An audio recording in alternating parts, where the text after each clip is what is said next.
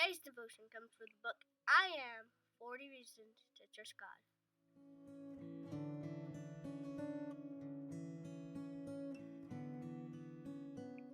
The name of God we are looking at today is Emeth, God of truth.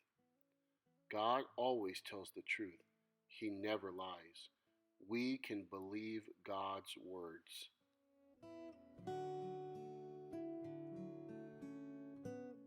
Today's title is A Sad Day in the Garden.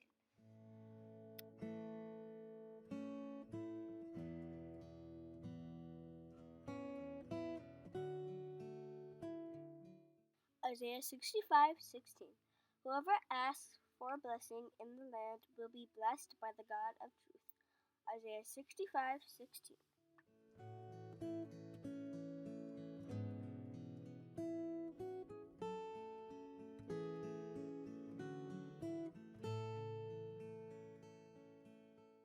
A clear, clean river rippled through Eden, the beautiful garden where Adam and Eve lived with God.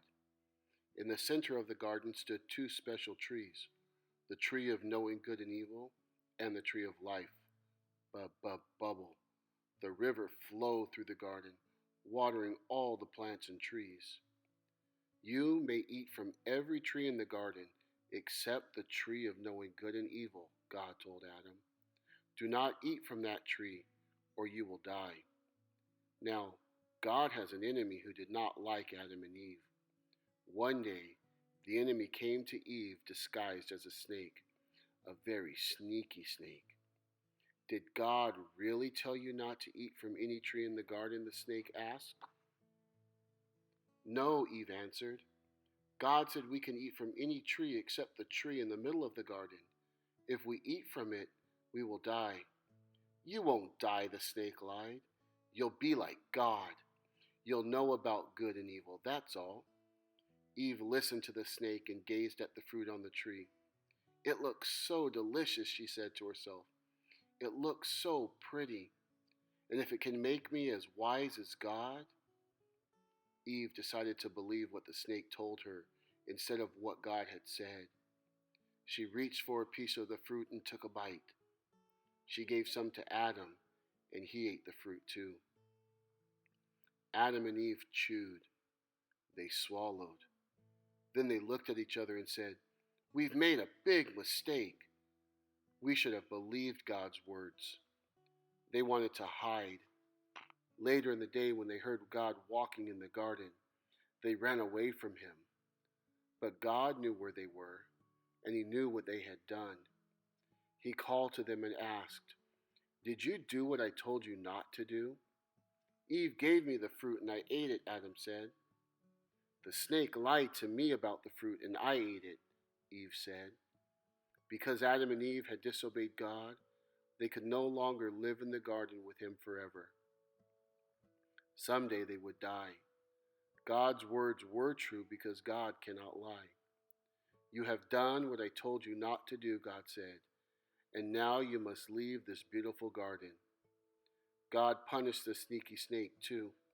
"You will crawl on your belly from now on," God said. But God still loved Adam and Eve. He made new clothes for them before they left the garden, and he had a plan ready. One day he would send someone to make things right again.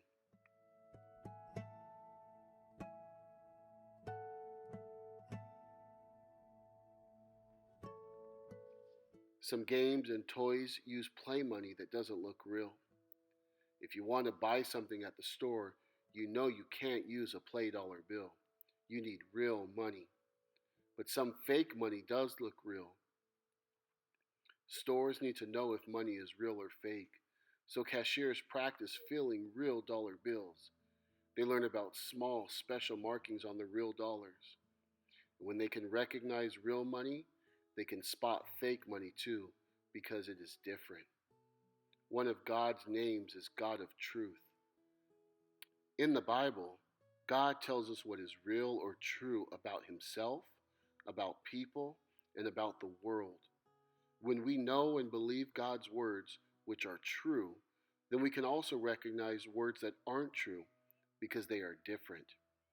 What God says is always true. The God of truth never lies. In fact, he can't. His words always prove true. Hebrews 6:18 says, "It is impossible for God to lie." Dear God, thank you that your words are always true. I want to always love your truth. Amen. Well, what happened next? People on earth disobeyed God more and more. But one man, Noah, was faithful. God saved Noah, his family, and every kind of animal from a big flood. Many years passed until one day God spoke to another faithful man, Abraham.